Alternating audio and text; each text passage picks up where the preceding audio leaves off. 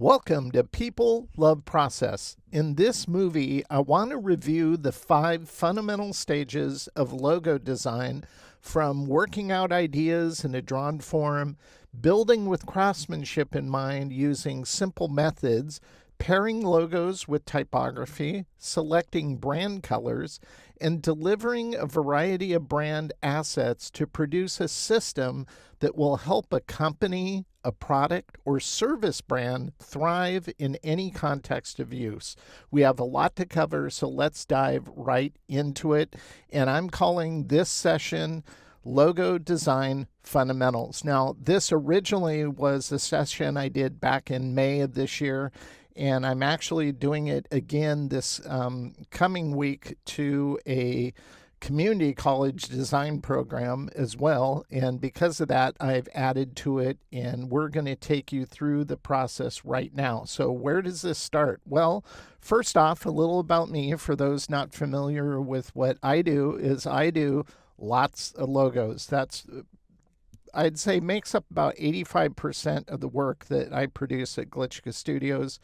And those logos are for companies big and small, startups all over the map, and all diverse kinds of industries and genre. But it's a lot of fun. My niche, if I had to say, would be illustrative design. And a good example of illustrative design would be the D&D logo we did for Dungeons and Dragons, or at the time Wizards of the Coast, who own them. And another good example of that would be the big ass fans down here, this shield.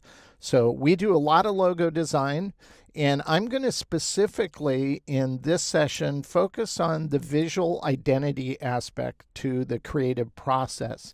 But we're going to be going over a systematic creative process, and I'm going to make the assumption or assume before we do that you've done the proper research so you can understand and make associations for the design that you might have to do for one of your clients, and you've figured out the strategy, who the target audience is, and the aesthetic that's appropriate for that industry or the target audience you're trying to reach. We're mainly going to focus on the drawing and ideation stage, craftsmanship, how to take a good idea and execute it with precision, because it does no good to come up with great ideas and then fail on the craftsmanship side of thing, ultimately leading to a distinct visual brand mark that will work well for a logo. Now, when I was putting this out, I was just thinking about the stages that lead to the visual brand mark. I wasn't thinking the one world order and an all-seeing eye on a pyramid. That just happened to come out. So not my intention. So where are we going to start? Well, we're going to start here. Is this a logo, or is it an icon? I'm going to do this several times just to make some points as we go through this session. Well, in all reality, it's both. It's both a logo and an icon. We were hired by an agency to work on a brand identity for their client, which was called Kangaroo Star.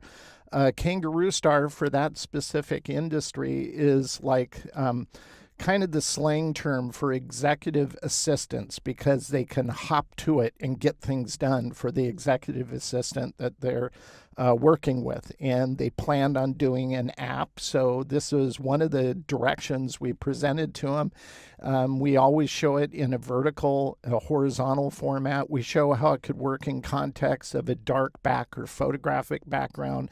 And because they were thinking of doing an app as well, how the app icon could work in the context of the brand mark carrying forward. Now, all the directions we created for them here shows 4 different stages. This first round on top was the first round of design directions. Now, again, this wasn't our client. We were hired by an agency to create on their behalf for their client. And the agency was happy with all these directions. I was happy with the directions.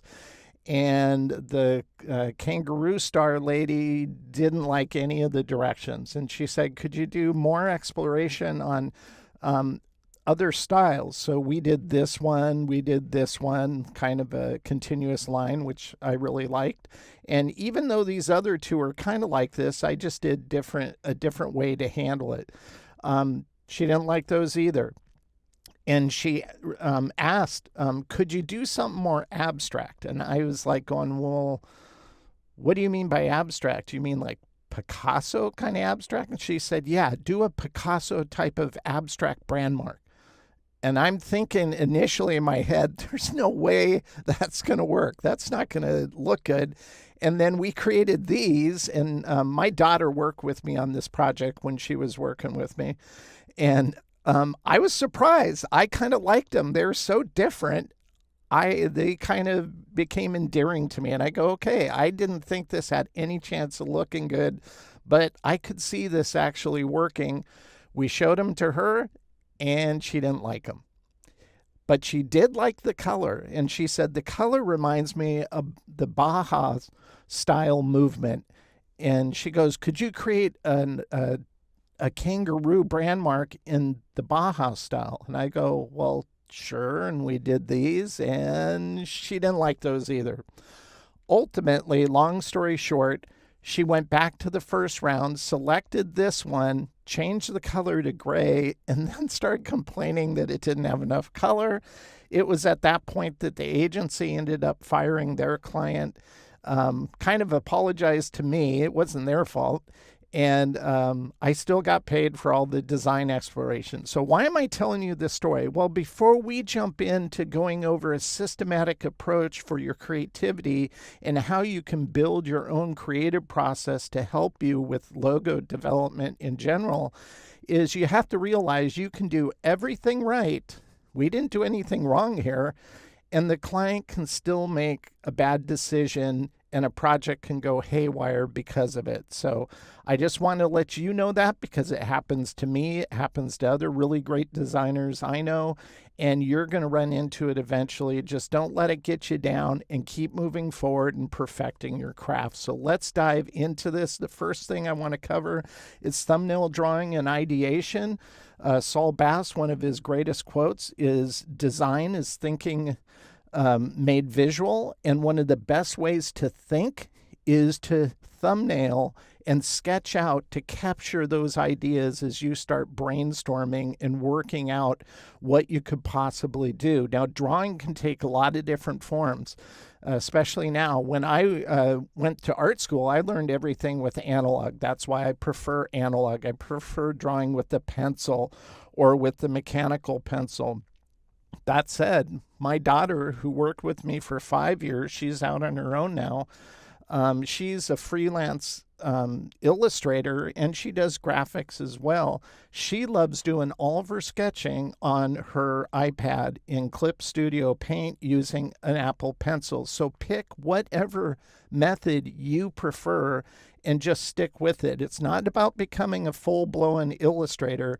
It's about improving your cognitive ability to think through and problem solve visually, and drawing is the superpower that's going to help you do that. Do you have to do impeccable drawing? No, I'm talking about drawing like this. This is a thumbnail sketch, obviously a lot larger than what I drew it at.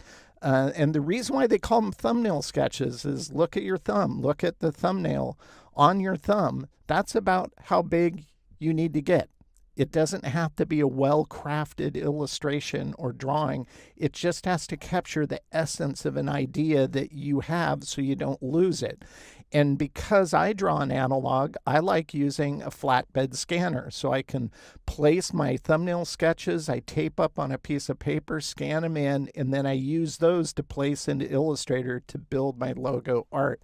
Now, if you draw digitally, you can move it from Dropbox to your desktop, and that makes it a lot easier if you work that way. So flatbed scanners are also great for creating textures, creating assets. So you might consider looking into that if you're not familiar with that. Now, if I build this, the drawing doesn't need to be perfect, because we can build perfectly with geometric shapes. Here's all the shape tools. We have a rectangle tool, we have an ellipse tool, we have a polygon tool, a star tool.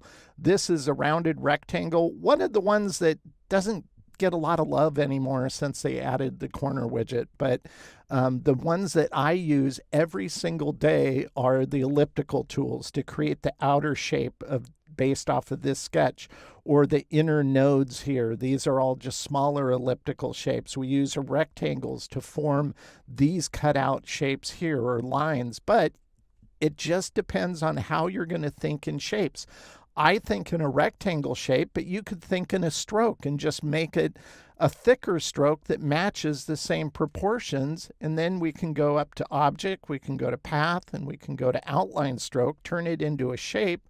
Maybe we select everything, deselect the outermost shape. These now we can go ahead and unite together using Pathfinder. Whenever you use Pathfinder, it's going to default to a group nature. So you'll want to change it to a compound. And if you go to Object, down to Compound, Path, and Make, you'll see it says F7. That's because I never do this. I use keyboard shortcuts, but we'll just go ahead and click on that. And now it's a compound path. That's what you want. We can select that with the background shape, go back to the Pathfinder and go minus front. It cuts it out, and like a good cooking show, I'm going to go ahead and turn off my thumbnail here, and we'll apply this graphic style to the final brand mark. Now, this specific project is a threat assessment security conference for network security. And this mark kind of represents the packet information that goes back and forth on the internet and securing that process. So how does this, what's another way that drawing can facilitate your building? You can capture an idea, doesn't have to be perfect, build it with precision like this. Well, using reference. So if you have to approach a project, we were approached by a company startup for, of all things, an online dating service for those who love to hunt and fish. And I live in Oregon, so I'm familiar with hunting. I don't really hunt myself, but I have a lot of friends who do. And so as I was thinking about this and brainstorming, how could we handle a brand mark that not only represents outdoor life and those who like to hunt, but also reflects dating. And so I'm starting to think, me and my daughter worked on this one together as well. And I'm thinking deer, elk, those could be cool, but I like the antler aspect because maybe we could form like a heart shape within the antlers. And so I'm looking at this guy down here staring at me straight forward, and I go, I think I'm going to use him to mock up a template I can draw from. And so I just do impeccable Photoshop work, as shown here, just to give me a guide that I can draw from. I print this out, and on my drawing table, I have a 1-inch or a 1/2-inch tall light pad. And so I put this down. I put Nina kind of translucent stock I love to draw on top of it. And then I start doing shape deduction, looking at the complexity of a photograph like this, and then iconifying it, simplifying it, breaking it down into manageable shapes that still communicate the theme and the message, but they don't have to be as complex as reality or a photograph. I was originally thinking this ear could be kind of like a diamond shape, and I had drawn out this side here, and I'm trying to work out that heart idea here. But when I went to the other side, I did it more rigid and straight, and I go, ooh, I kind of like that angle, and that would solve the top of the ear. That could match that same angle, be curved underneath. And so I'm just working out my concept here. Drawing is a process. You're never going to get it right the first time. Even when you move to a more refined drawing, as you go to build it, you might decide something would look better a certain way. So it's always a process. It's not set in stone. So I move to the next phase and I get a refined sketch like this. And then I start building on top of it. Once again, I move a sketch like this from drawing it out and scanning it with the flatbed scanner and bringing it into Illustrator and placing it. And so we're going to build some of the core base shapes based off of this drawing. So the drawing is guiding us. Is it so restrictive I don't make decisions as I go along? Well, no, I do. So you can see I have the drawing of the antler down here, but I figured by the time, and I didn't think of this when I was drawing it, by the time we take this and we add the thickness I intend to add to this overall composition for the antlers, it would have made this too close here because at some point I'm going to offset this, and that'll push it here. So if this was closer, it'd make the gap too small in between there. So it's okay to make those decisions. We're going to do it symmetrically. So if I take these two and I copy them, Command-C, Command-F, I have a keyboard shortcut for that, F3. We'll go to the Reflect tool, go to a central anchor point. You can see I have Smart Guides turned on. It tells me when I'm over an anchor, when I'm over a path. So you can toggle Smart Guides on and off as needed using Command-U. So we'll click here to establish orientation. A lot of people don't know this about the Reflect tool. Hold Shift down, pull down, and it will reflect over perfectly. A lot of people struggle with the reflection tool. And I understand why, because it's pretty non-intuitive to do all that. Like when I used to use Macromedia Freehand, it was never that complex. So that's all you have to do. If you want me to show you again, I'll just delete this. We'll select this. We'll make a copy of it. I'll go to the Reflect tool. Click once to establish the orientation where that reflection is going to take place. So we click, hold the Shift key down, and just click and pull down. Oops, see, now I'm messing myself up. We'll click, and okay, that's what most people get right there. See, I'm starting to overthink it because I never think about it when I'm trying to show you. It's like that. So let's do it again. It's just one smooth movement. If you go ahead and clone it, so I'm going to clone this. I'm going to go to the Reflect tool, click, hold Shift, and pull down to reflect it over. So I find a lot of people have asked me questions about that. Well, you showed the reflect. How does that work? You know, and I just assume they're going to figure it out, but that's not always the case. Once we have it reflected, you know, if I take these ears, I want these to be fused into this body, or the head shape, that is. Now, if you look at the head shape, is this a hard shape to build? No, it's all straight lines. So I just have to build one side, reflect it over, fuse them together. And as I fuse shapes together, I tend to just delete the anchor points. So if we had a shape here and it had an extra anchor point, like right that, like there, I would go ahead and just remove it. And this is where the control panel comes in. If you don't have that open, make sure you keep control at the top, because this is where it'll give you shortcuts really quick. So I can, with that anchor selected, just remove it. And because it's on a straight path, it's not going to cause any issues. We'll select the head, the ears, we'll fuse them together, because ultimately I want to offset that. Now you can see I'm drawing in here to define the detail on his face. So if we go ahead and turn on that layer, you can see we have those shapes here. Now, I don't want this to be this thin, and you might be going, well, why does this head shape not align with that line shape? Because we want these blue paths to knock out of the background shapes. And right now, we don't have it set up that way. We have it just for colored differently so you can see them. But we're going to increase the stroke size. Now, when I build all my artwork, I'm building at certain size. I'm always using points, and I think we have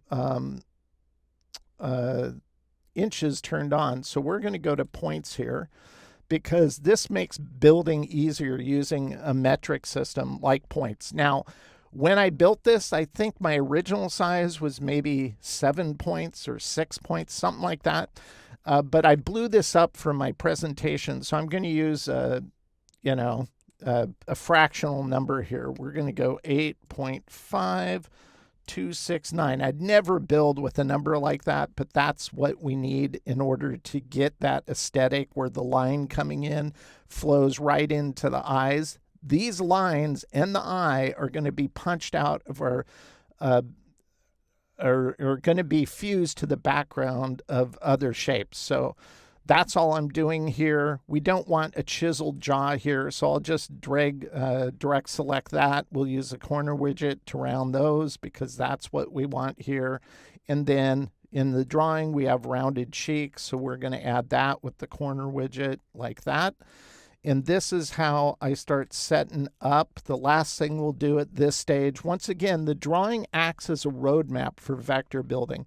If I select the anchor, you can see we have this size. So I'll copy that out of the the stroke panel measurement. Then I'll select the head size, and I'm going to go offset. So I'm going to go path, offset path like this, punch it in, and we have the size here. You want to make sure to have round. If you have miter, it'll do this weird thing with the top of the ear. That doesn't look good. So we're going to make those rounded like that. And we have all the assets now necessary to create the brand mark for this design direction. So this brings us to the next stage, which is creating brand marks. And you might be thinking, well, you're already creating brand marks. Well, yes, but I wanted to show you how drawing relates to facilitating the creation of brand marks. So we'll pick up where we left off, where we've now expanded all of those shapes. So all the inside detail shapes we've expanded with the eyes here.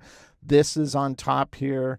The only thing we need to expand is the antlers. So we'll go up here, we'll go to Object, Path, we'll go to Outline Stroke. Then once those are shapes, we'll unite them with the Pathfinder. Now we can take all these shapes now and we'll just fuse them together like this. We'll color them with the brand color we're using at this time to present this design direction. And this is the final brand mark. Now locked up with the type. This is what one of many of the directions we presented to them. They didn't go with this direction. They actually went with another one that was a fun one. It was a Cupid deer shooting an arrow because it's like he's hunting the people, trying to make them fall in love. So that was a fun brand mark. I'm kind of glad they went with that direction. So how can you practice these methods? Because you don't have to wait till you have a client to do these things to get better at it. Let's say you wanted to create a brand mark based off of a bird. Find a good photograph like this and then start thinking in shapes. So again, the primary shapes, elliptical shapes using the ellipse tool, or a rectangle shape using the rectangle tool. If you're doing a robot, you might use the polygon shape. That's one that I use when I need to, but it's not one I use as much as the circle and the rectangle. The star is helpful. You can do a burst with that as well. The one that doesn't get so much love anymore is the rounded rectangle since the corner widget came out. So we'll select the body and this. And one thing I should point out about photographs before we do this is a photograph is very forgiving. You have depth of field in photography. That's why the background's out of focus. But you can tell this is a macro type of photo because the bird's tail isn't that far away from his head, but it's blurred. Well, a photograph is forgiving. You know that's his tail and it doesn't look weird. But if you built a graphic of it and you had this tail just shooting out like this, it might not look as... It might look off. So it's very forgiving in a photograph, not so much in a hard edge graphic design using vector artwork. So if we take these two elliptical shapes of the body, this is going to end up reading as the tail of the bird here. I'll go ahead and unite those together. We'll take this rectangular shape, make sure it's on top of the other two we united, and I'll minus front. So now we have the base of the body. We have his tail coming down here. And now we want to add his head to it. But first, we're going to use the pen tool, but we're not going to do any complex Bezier curves. We'll just keep shape building. We'll put a triangle there, kind of like that. We'll select all these shapes, unite them together. So we have most of the bird shape. He needs an eye. Let's go ahead and get the eye in there with the ellipse tool, like that. And making sure this is on top of the other shape. I'll select them, minus front. So we're just punching this eye shape through the top shape. Now, we want some more detail because this is a big void of space. And we want to add some nice details. So I'm going to take this elliptical shape we just made from two circles, punched it out to make a very thin crescent moon, select these shapes, and go minus front like that to create the final shape we want. Now, if we're working on the legs and the branch, those can just be simple paths. So all of these are just paths. We have thick paths, thin paths, and we have rounded corners and round caps just to make it a little more compatible with the aesthetic we're going for. So if we select these, we'll go up to Object, we go to Path, we go down to Outline Stroke, Create Shapes, click on Unite in the Pathfinder. We're going to select the bird with the shapes of the branches and legs. We'll unite those here. We don't need the photograph or anything else on now. And here we're just going to colorize it blue.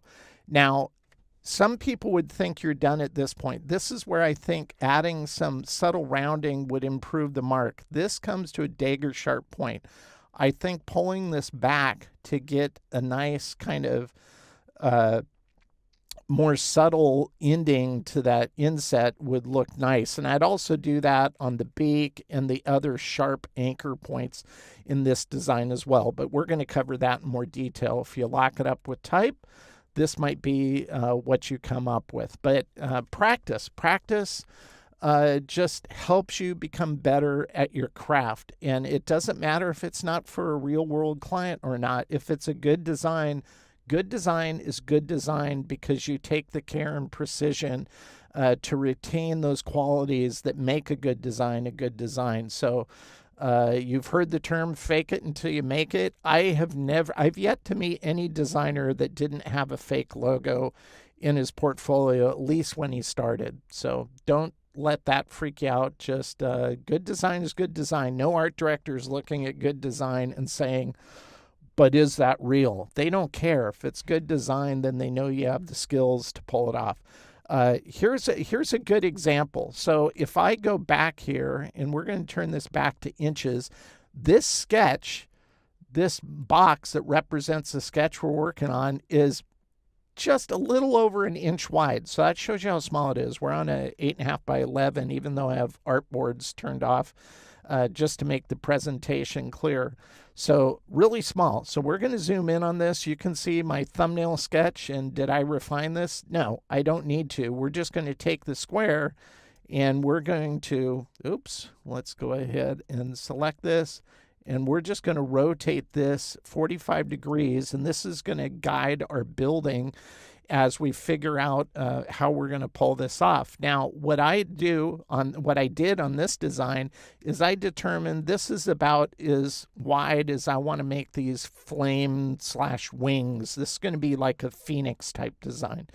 And so I established this is the width of the wing on this one. I think this one's going to be a little thicker than the bottom one, but ultimately if we create these two, we can flip them over to get these up here. This shape here represents the gap. So right now you wouldn't want to work in inches because that's like this fractional number, but if we change this to points, this was actually the exact size I created this design. So the height, I want these gaps. And you can see I've implied gaps in my drawing here between the wing shapes and the head shape. And I'm thinking a 4-point gap. This is why I love using the control panel at the top of your window, because you can get access to that information. The width doesn't matter. It's just this 4-point gap. So I just wanted to point that out and point out. Pun. Okay, we're going to turn this on. So you can see this was the original shape. I set around here like this. Now, when I round in Adobe Illustrator, I use both the corner widget and a plugin by Astute Graphics called the Dynamic Corners. It's this one here if I select the tool. And the reason why I love this is I can go down here and highlight that and I go, oh, it's 11.964.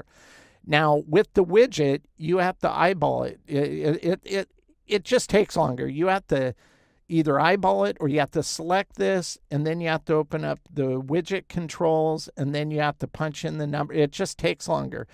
I just want to show you options, even though everything I'm showing you can do at the corner widget if you want. But I've been using this plugin 6 years before Illustrator decided to rip off Astute Graphics and add in their rounding without, and it's not even as intuitive in my opinion. So if I select this and I click it, that's remembered that that rounding. I can go to this corner and it's showing me the same rounding and I can apply it to that corner. That's why I love this tool and I've been using it for a long time. Now, how do I get these form fit so I'm creating these shapes? If I pull this out, well, I just create a regular shape, added another kind of diamond shape here like this. And this is where I'm going to go ahead and finesse this. So if I select, for example, if I select these two shapes here, and I select this shape here, because I want it to flare out a little bit down here, and I unite those, that looks fine. Now I'm going to go to Object, I'm going to go to Path and Offset. We know our tolerance is 4, so I'll hit in 4 like this. We don't have to have round on. It could be miter. That's fine. This is what you end up with when you do that. But this part doesn't matter. We're just going to be editing this shape here like that. So let's go ahead and do that. We'll bring this to the front just so you can see what I'm doing. I'll color this like this. We'll select that shape here and we'll go minus front. So we've edited it. So now we can take this shape and this shape, unite it together, and now it form fits this curve as it goes out on the bottom left-hand side. Up here at the top, we'll open this. You can see this was just another diamond shape, and I just rounded the corner on the left and right to add that. And now with this, I can do the same thing where I go Path, Offset, and if you want to use the same one, you would. You just click OK. So that comes up here, and then I can select this shape, and I can go minus front. So we edit that so it form fits here. I can take this head now, bring it to the front, select this background shape. The head will just punch out of that. I'll take these two shapes, unite them like that, and now we have most of our design created. I can select these, copy them, go to the reflect tool, find a central anchor point, reflect it over like that. I can take this background shape that guided us and just delete it now. We're going to take this shape and I'm going to offset this wing shape 4 points again. We'll fill it. I'll bring it to the front. The process doesn't have to look pretty, it just has to work. So that's what this is. Okay, I'm doing that because I want to make a copy of this shape now, directly on top, so I have 2 of them now. Then I'll take this one, and I'll go minus front to trim it, this one, and I'll go minus front to trim it. So now everything's perfected like this. It's going to work fine. And this is where I'll decide to, we'll go ahead and select all these. We don't need that selected. And let's go ahead and just color it black like that. So this is the point I get to when I'm building to try to get to nice vector art that's going to work well. But this is where subtle rounding comes in. So I showed you some of those things, but what I like to do, and again, we're going to use the corner widget. So because these are tucking behind these other wings, this is where I would select these and I'd figure out what would be, I think something like that would be good. So it almost looks like it's going behind.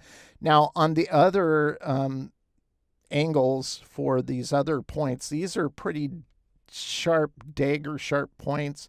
And I think, and this is the only part I don't like about the corner widget. You have to pre-select things to adjust them all at the same time and make sure they're the same. This is why I like the plugin. I can just do one. If I like it, then I just go and apply it to all the other ones I want it. And that's usually how I do this. But I'm trying to show you it natively in Illustrator right now.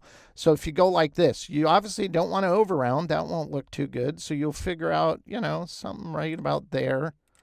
And I'd add that kind of detailing. It really buttons up a design when you add that detailing. It looks more humanistic, if you will, not so driven by a computer algorithm like this. And obviously with the final art, this is what this artwork looks like.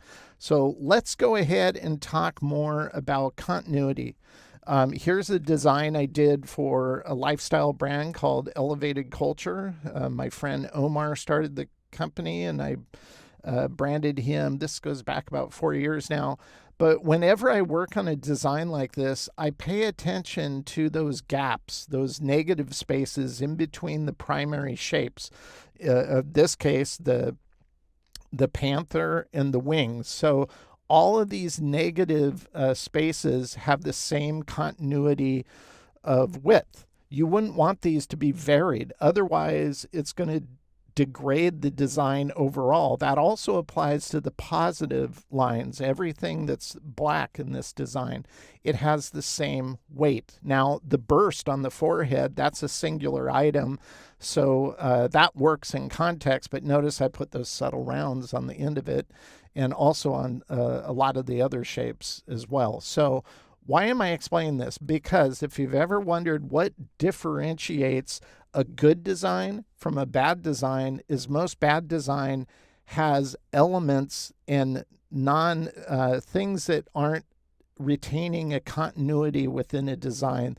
The more breakdown of continuity, the more degraded a design becomes, and that's what makes a bad design. So it's just something to think about, keep aware of as you're creating.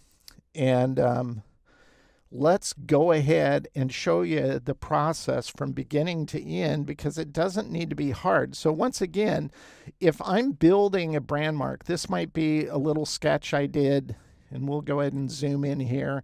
And I'm going to go ahead and build this. So we'll grab the ellipse tool. I'll go here to the center.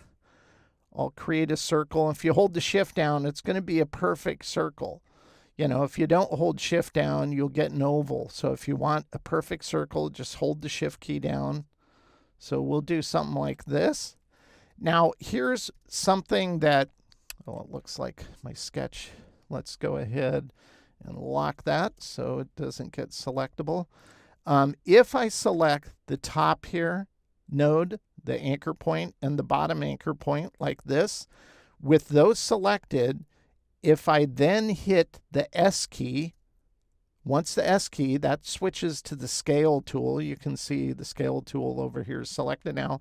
If I go to this anchor point handle and I grab and move, notice I can create a squircle.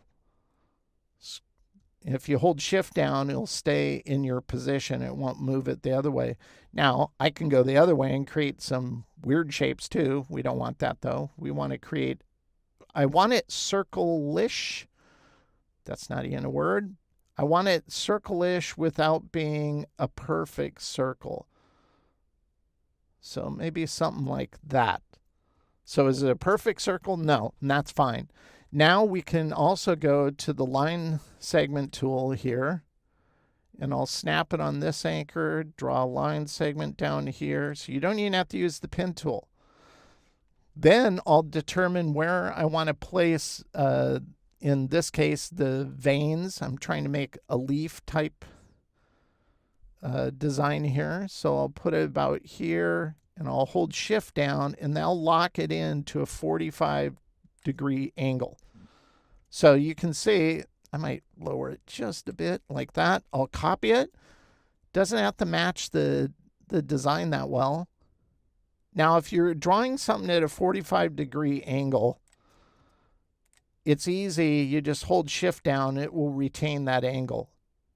It'd be nice if it did that on any angle you're doing, but it won't. So keep that in mind. So we're going to select these two, select the outer one. This is where the shape builder tool comes in, because you can hold over this and hold option key down and trim off where it goes beyond that path. That wasn't always the case back in the day when before Illustrator had that tool. You had to use the scissor tool, and you had to zoom in, and took a lot longer. So we're going to take this, we're going to clone it, Command-C, Command-F, go to the Reflect tool, find a central anchor point, reflect it over like that. And now, if I want to make this a larger stroke, we can do that. I think this one needs to be, let's see, we'll go maybe 4. No, we'll do 5. So we beefed it up quite a bit. Once we have it at the size we want, I'll go to Object, I'll go to Path, and I'll go to Outline Stroke. Then I'll go to Unite on Pathfinder. And now this is where I'll go down to Compound. I'll go Release. You might have to ungroup it. In this case, it doesn't look like we have to. I'll select the outermost shape and get rid of it because I don't even want strokes. I just want to retain the inner shape here to create my design. So this is looking pretty good. If I go ahead and let's do this. We're going to select this. I'm going to create a new layer here and just move it to the new layer. And if you haven't noticed by now, I prefer using the layer color blue. Why? I don't know. It's nicer in my opinion. That's what I prefer. So let's go ahead and color this black because we want to do some detailing. We're going to do that with the corner widget. So I'll select these corners here. I'm just going to add a nice round here. I think that looks good. I think we're going to do the same thing on this so it rounds up kind of like that. And we'll do the same thing on these anchors at the top here. I don't want to overdo it. That looks a little goofy. But I think having some smaller rounds kind of like that look good.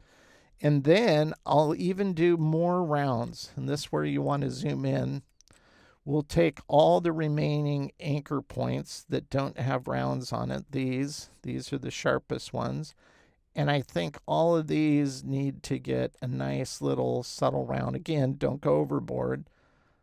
Just so they're not a perfect dagger sharp point. So very subtle rounded like that. And I think that looks pretty good. If we take the ones on the left, I think I'll colorize it that way. And the ones on the right, colorize it that way. And we have a nice brand mark. And the final logo could be something like this. So Eco Seeds, maybe it's sold at the farming supply store. Let's jump into reason why I showed you a logo type on that one is because a big part of branding is pairing and modifying typography to go well with the brand mark you establish. So I look at pairing typography with logo design much in the same way you would pair wine with certain types of food. Why does certain food go with certain wine? It's because the characteristics complement one another. And that's all we're going to be doing in this respect. So if I show you this brand mark I did for a company, a power tool company out of Uruguay called Bear, this was the brand direction they ultimately went with. But when I was creating the design directions to present to them, I wanted to figure out a good typography that would go good with it. Now, my type exploration is not complex at all. The one thing I did years ago, and it actually took me 7 years to finally force myself to do it, is I organized thousands of the typefaces I have by style category, and that simplified the process of type exploration.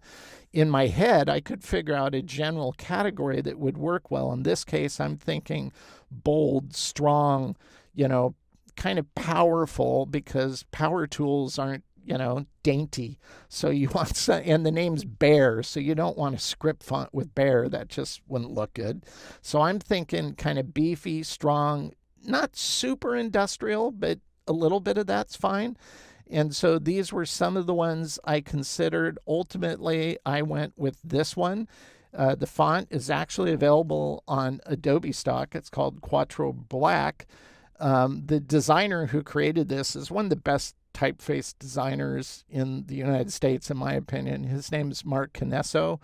You can check out his account on Adobe Fonts and see what he's doing, but follow him on Instagram. The guy is just super talented and just a super good creative when it comes to typography, and he needs more attention, in my opinion. Okay, so what we're going to do here, and some of the things I'm going to do here, it might offend those who are typophiles, who are like type purists.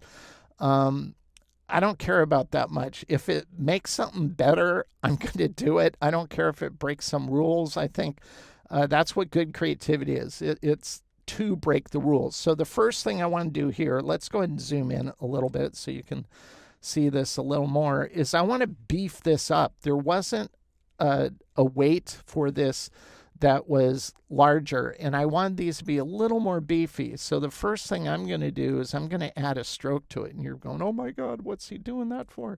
It's like, well, again, I don't care if I break the rules. I'm punching in a fractional number because I'm building this a lot bigger than I did when I originally did this for the brand design. So we're going to add that, and I'll add that. We don't want that color. Let's do black so we can see what it looks like. I think that looks good. That's a little better. We can see it. Okay. And then once we've done this, and I have each of these separate, so I'm going to just select them, and I'm going to go to path. I'm going to go outline stroke.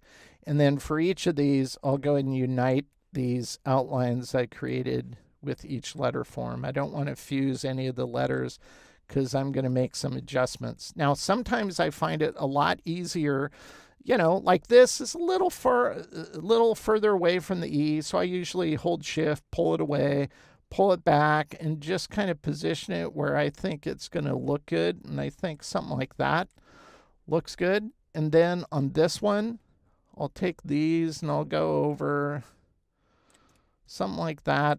This one, I'll just drag this anchor because I'm going to create a ligature here. I think that looks good. But on these last two here, to make some of the edits I want to make, I'm just going to go ahead and outline those like this, just so I can pay attention to how things are relating better. And on this, I think I want to overlap the bottom right just a little bit like that.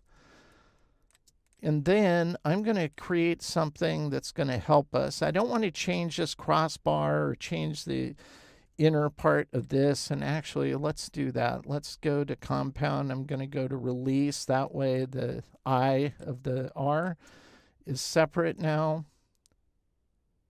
And I'm going to create, so from the bottom of the I of the R to the top of the crossbar, the A, I'm doing this because I want this to help guide my building effort. And I'm going to select this R, and we're going to go to a tool. A lot of people don't use that much anymore, the scissor tool.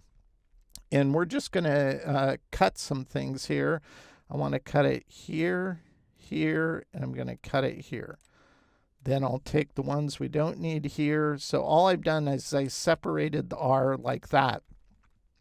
One thing in Adobe Illustrator, if you don't use isolation mode, it's great. If you don't want to accidentally select this anchor point when you're trying to select this one here, then just select the path you want, double click it, and you go into isolation mode. Then it's impossible to select the other things.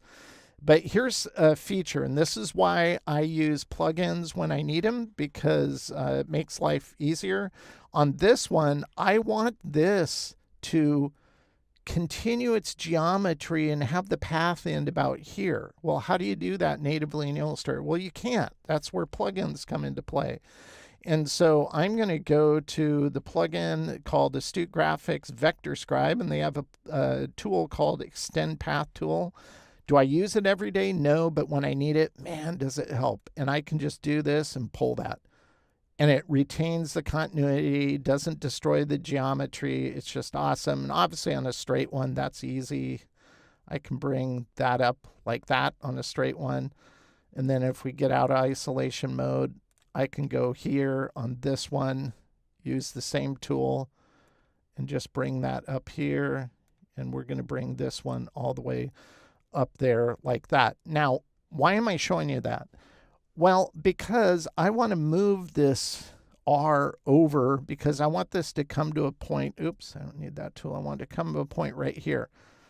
So what I'm going to do is I'll zoom in. This is kind of the nitty gritty of doing this kind of stuff, but we'll go up here. I'll select this, and I'm just going to drag this until it snaps right there. And you see where it says intersect? That's another thing about having smart guides turned on. Now all we have to do is just connect this. So I'll reconnect it with the R shape like that. Close the path, and we'll close the path over here like this. I'll select this, I'll go unite, it'll get rid of those artifacts, making sure this is on top. I'll punch the I through the R again like that. And that's how I make that kind of adjustment here. I'm going to reuse this because this will guide our aesthetic here like that. And all I'm going to do is I want this angle here, so I'll go like this.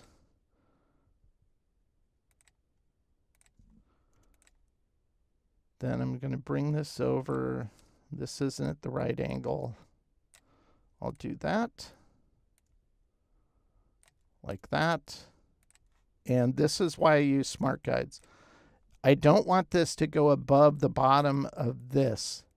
I want that kind of spacing between the top hole of the A and the crossbar.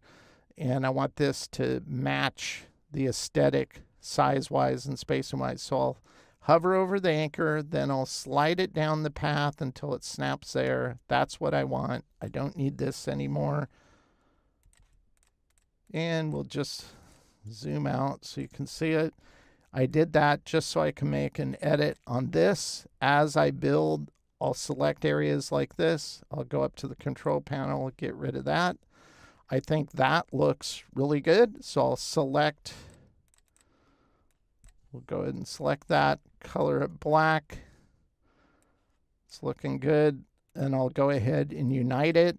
And then this is where I'll take the bottom corners of the E, the bottom corner of the A, the bottom corner of the R. All of these, I'll make a nice round. I don't want to overdo it, but I think something like that. And that's how I customize typography to work well in a branding context. I never try to leave it so you can just type it out and anybody could get that exact same look. So I try to customize logo types to go with brand marks.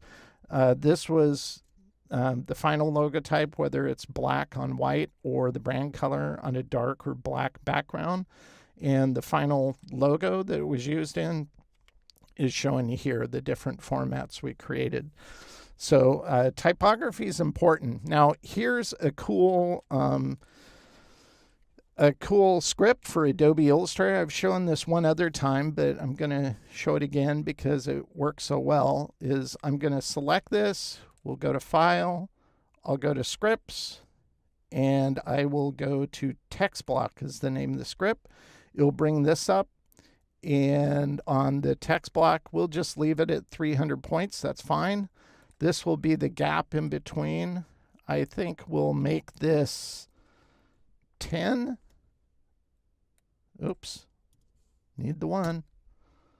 10 like this and click OK. And this is what it does. It spaces out. I probably put too big of a gap in there, but that's okay because I always do convert it ultimately to paths. But in this case, if I move it down like this, if I would have put in a lower number, it would have done it precisely. You know, something like that. But it really works well, and I like the fact it retains the live font. So if you decide to tweak with it or change the text, you could change this again to say whatever you want and repopulate it. So in that respect, it's kind of cool. So we're going to take this, and I'm just going to go ahead and copy it. And let's go ahead and turn on this artwork here. And I'll, make sure we're on the right layer. Paste it like that. So we could align it with this. Maybe this takes on the same color as the shrunken head. And we go orange with that. So kind of a cool plugin. And if you do something really complex where you have a big stack, maybe it's a sentence, that plugin just makes the process go so much faster. So it's really important when you're you're pairing typography with logos, to pick one that's going to work with the industry, the genre, the profession, or targets the audience. So the one in the top left was for Hazelnut Farm in Oregon. The top middle was for racing. They make racing bike jerseys for cyclists. Top right was a cannabis company. The middle left was for an online portal where you can collaborate on website development. So it was kind of a fun brand mark. So I picked a fun typeface. The middle one is a ministry. The right middle is for a coffee company, playing off the lore of the local area with a train coming through it. Bottom left was for a tattoo shop over in Germany. And we have one for a social media company, and the bottom right was for a financial advising firm. So pick the right typeface for the right look and feel and genre, and you'll be gold. So this brings us to establish universal colors. You might be thinking, well, you've shown colors already, so what are those colors? Well, those colors would be called raw colors, meaning they're just raw CMYK breaks. If I select this blue over here, you can see it selects it. And if you look at all my swatches over here, notice each of them have a bottom right white triangle in the corner. That's because if I click into this, it's a global color. Why do I do that? Because global colors allow you to make tints. But I don't even have to select anything in my artwork. If I just double click on this blue color here, I think this blue color would benefit by being changed. So I'm going to change the color here from 50 to 75, and we'll add a little more magenta to it, and I'm going to remove any black from it just to make it a little more vibrant. And I think that looks even better. And I didn't even have to touch the artwork. That's what is nice about using a global color. Plus, when you have a global color selected, like this blue, if you go to color, this will show up in the color palette. It'll show a T, that stands for tint. And I could make a tint to whatever tint I wanted. It could be maybe a 35% tint, so on and so forth. So you can only make tints with global colors. Now, everybody knows Pantone colors don't come loaded in Illustrator anymore. Illustrator is never great about updating the Pantone colors, even though Pantone would send them to Adobe. So a lot of people think it's just it's just Pantone getting greedy. Well, I'm sure there's part of that in there, but it's also them not liking that Adobe had never updated the Pantones. And so you still, if you bought a book, you had to use their software to install them. So, but that said, I don't like subscriptions. I don't pay to use Pantone. I'm still using the Pantone colors. This is just a raw color. There is no swatch that lights up. It's just a raw CMYK break. Well, this is showing... that's showing RGB. It's just this break of CMYK, but it's not a universal color. But I want the universal color of Pantone 326. So if I go to the option menu on the swatches palette, and we'll go Open Swatch Library, Color Books. Notice I have my Pantone colors in here. This is Spot Color Solid. This is the one we want. And you can still manually load them in yourself. So if you have a book, or if you go on eBay and buy a book, and you can find the asset files that I just loaded in Illustrator, you can find those online. The books, you're going to have to buy a book. So it's referencing something, because you always want to trust the book. You don't want to trust the screen. And if I punch in 326 here, it'll bring up the color. Here it is right here. We'll add that. You can see it's added right here. So I'll go ahead and change that to the universal color. So Pantone still works. A lot of people, Pantone's not going to tell you that. Adobe's not going to tell you that. So I'm going to tell you it. So, and if you, once again, if you don't want to pay a subscription, go on eBay. People sell their old books, and the books are almost always mint condition because they're kept in the dark all the time so they don't fade. So raw colors just mean this was, if we go, Where do I have it? Right here. If we go here, this raw color is just a raw color. It's a global color, but if I give this to a printer, how do they know what blue it is unless they have a book they can reference? This is why you want to spec universal colors. So this is where Pantone comes into play in terms of speccing color. So here's the equivalent raw colors when I was working on the comp, and these were the final brand colors that are universal colors based off of the Pantone system. So this one here specifically, if I open it up, you can see is Pantone 287 CP for color process. So you always want to use universal colors when you're delivering final assets. I can't tell you how many agencies I work with who they send me a style guide for a project I'm working on with them. All they have is spot color references. I'm going, really? You just have raw colors specced out here. How do you know? An agency can, maybe they expect the printer to look at the spot color and then look at, in this case, a Pantone bridge color system that shows side-by-side spot colors with process colors. Maybe they expect them to do the work. I don't know. I just think it's kind of lazy not to spell it all out. So in this case, for this project, these were all the brand colors. Now you can name it whatever you want. As long as you have the Pantone call out, then either your client or the print place can reference the book to ensure that the reproduction of the artwork or print collateral is going to be accurate, whether they're printing in color process or spot color. Or the thing I like about the book, it is also references the equivalent RGB hexadecimal colors for web development and RGB that match. So it gives you a whole system, and maybe your client needs secondary brand colors. Then I like to spec those the exact same way. So again, this is the Pantone color bridge system. If you need to get your first ever Pantone book system for your own library that you can move forward with, highly suggest this one. And if you're going to be working in uncoded, you can get the uncoded one as well. I usually spec from the coded. That's what I'm doing most of the time. And then if I do uncoded, I also have that book as well. But you don't need both of them if you're not going to do a lot of uncoded work right up front. And again, if you look in the books, it'll put the spot color right next to the Pantone color. These are never going to be an exact one-to-one match because color's not that way. This is made with cyan, magenta, yellow, and black. This one's made with physical ink. So there's a lot of variation that you're going to see at times, but it's the best way to find harmonious colors and manage them. So let's dive into the last aspect here, and this is creating brand systems.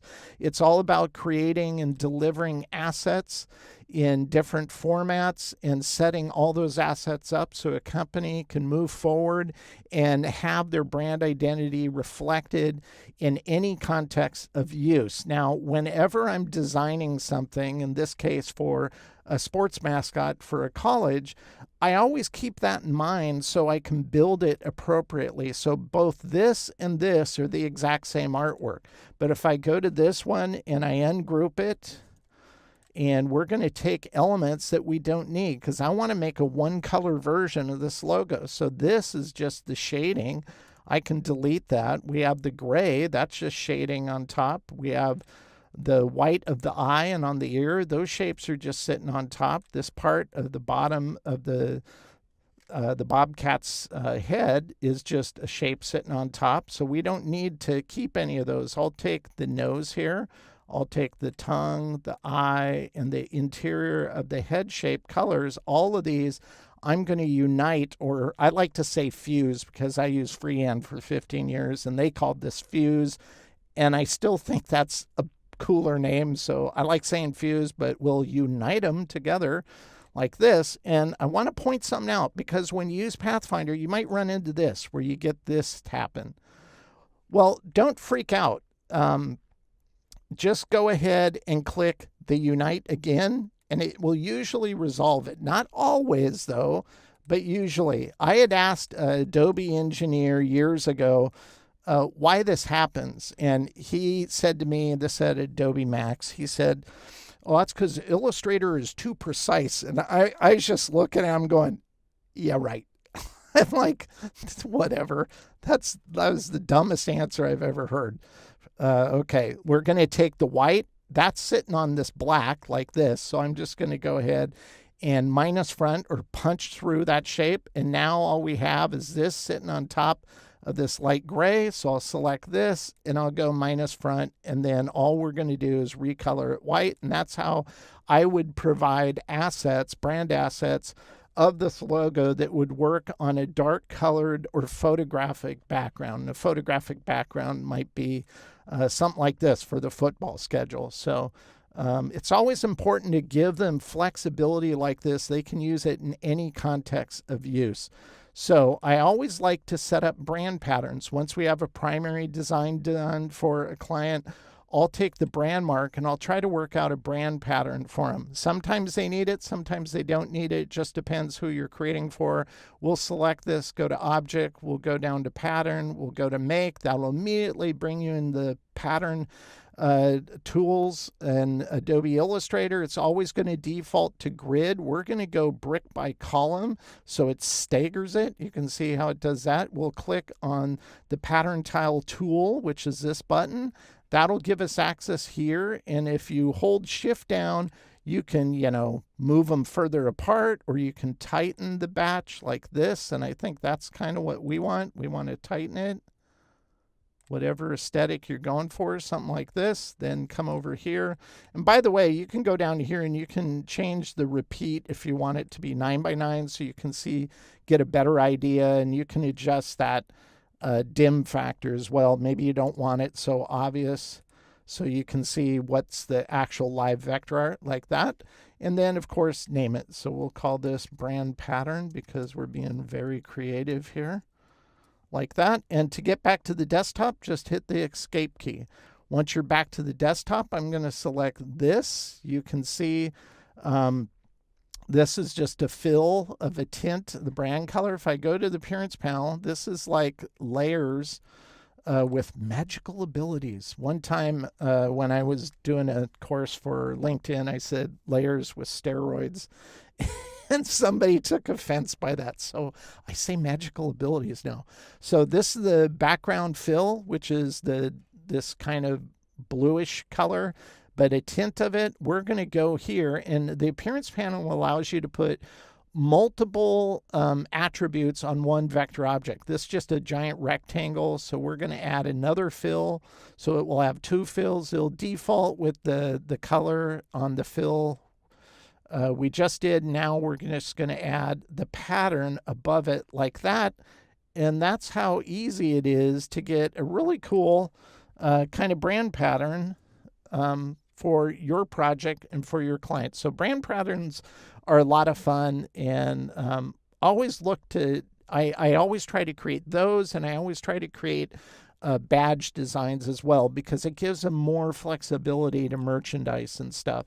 So again, is this a logo or is it an icon? I think you're probably going to say both, and you would be correct. This is the one and only logo I've ever created for a client that actually has an icon embedded in it. So it's a little different. It's both, literally. Who was this for? A friend of mine. He's a good graphic designer himself, but he does masterful leather work. And so this was for his company. He does leather sewing and fabrication. Really cool. The next thing I want to show you is a feature in Adobe Illustrator where you can create simple grids, but it doesn't get a whole lot of love in the design community. It's been featured a few times. I've seen it I've used it in a few of my courses, but again, my courses are behind a paywall. So we're just going to take the rectangle tool, and you'll want to use, again, the control panel here, because we want this to be a certain size. I'll go 10.5 wide, and we'll go 8 tall. This will fit on a 8.5 by 11 nicely, and we'll align it with the align tool just so it's in the center, even though I don't have my artboard showing. So all we need to do, and this is a great thing to showcase a brand identity, if you want to present your design directions this way and give a little more information of what they could expect if they go with this direction, it's good for that. Or if you just want to showcase the brand identity you created for a client. Either way, it's a great way to do it, to create what I call a brand grid. So let's go ahead and select it, go to Object, go down to Path. We're going to go to Split into Grid. Turn on the preview so you can see it's dynamically doing it, and you can determine how many rows. We'll go ahead and do 4 rows. You can see it's breaking it up as we do this, and we'll do 6 columns like that. And it's become almost like a checkerboard. They're not perfect squares.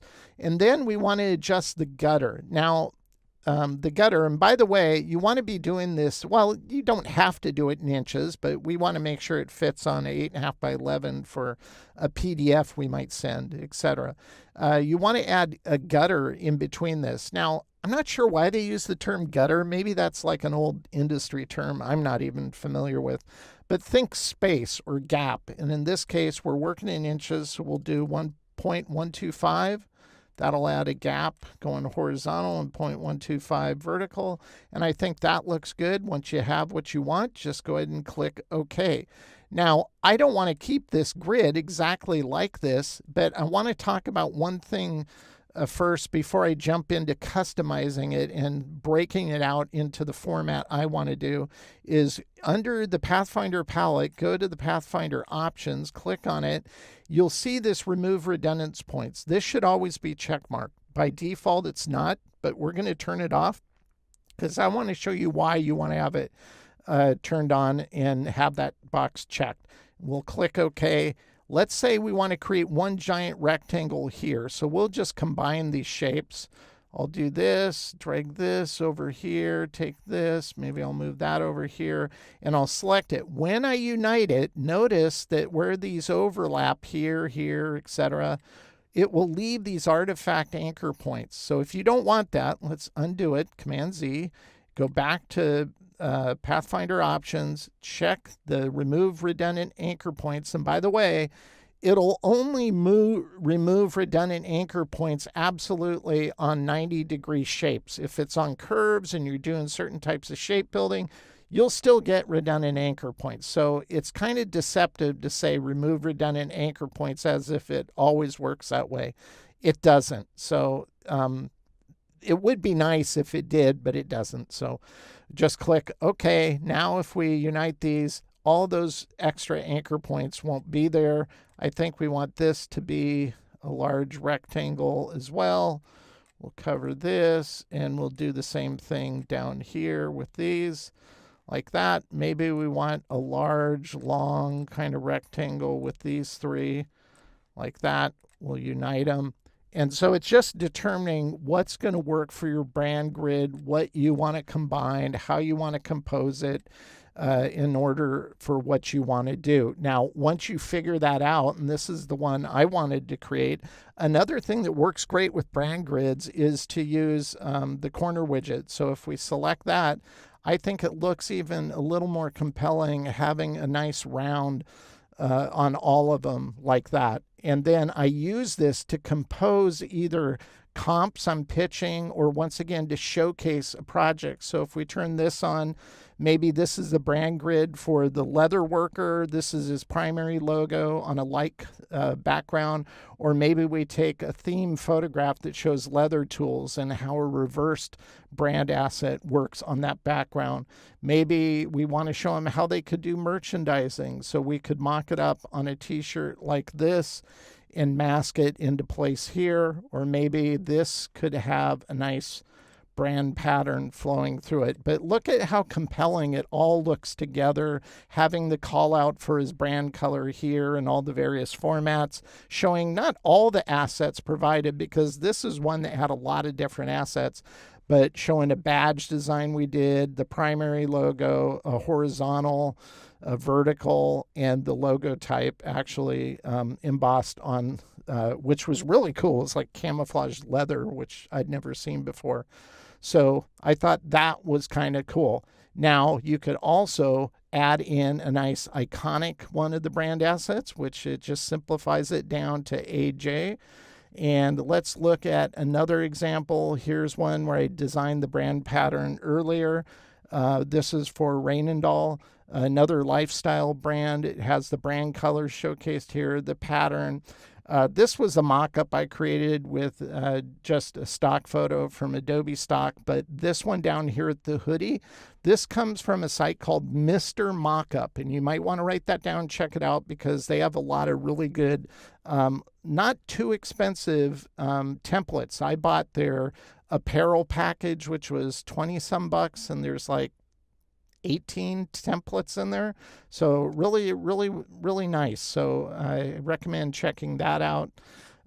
Here's another one, King Donuts, and you can see it has the primary logo, how it works on a dark colored or photographic background.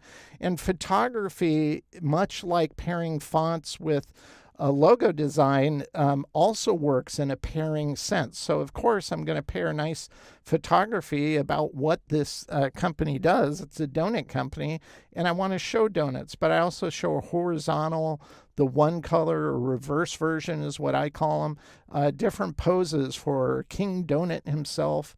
And we created a badge design. We created a few pattern designs for King Donuts, and we mocked up how their van could look for King Donuts. Now, this template comes from another really good service online called YellowImages.com. And for this template, it's $15. And I've used this on multiple projects. This is a van that a lot of service companies have. And I've used it to comp up other clients, not just donuts. And just to show you one example as we close out here of another project I use Yellow Images in, I just recently branded a gelato company, two Italian guys. I worked with one years ago. He was an in-house designer for the French embassy, for the UN consulate. And he had contacted me to give him some advice on his design, and I did that. And then years later, it's been about 7 years since then, him and his friend from Italy moved to Panama, and they're starting their own gelato company, and it's called Gelato Labs, and this is the brand identity I came up for them. But these two products right here come from Yellow Images. This was one where it didn't have any of the graphics. I put the brand pattern in the background and just kind of faded it out. But I used the mock-up tools to the template, the PSD file that's provided, just to colorize his shirt, colorize the apron, as if this is how your employees could be presenting your product in the context of your store. And also they happen to have a nice gelato kind of cup template. Again, is only $15, but that worked really well just to push over the top. They even had this part of the wooden spoon where you could drop in a logo and it looks like it's burnt into the spoon. So a lot of really great templates on that site. It's not Adobe's mockup where you're just dragging over a logo and it looks like it's wrapping on things.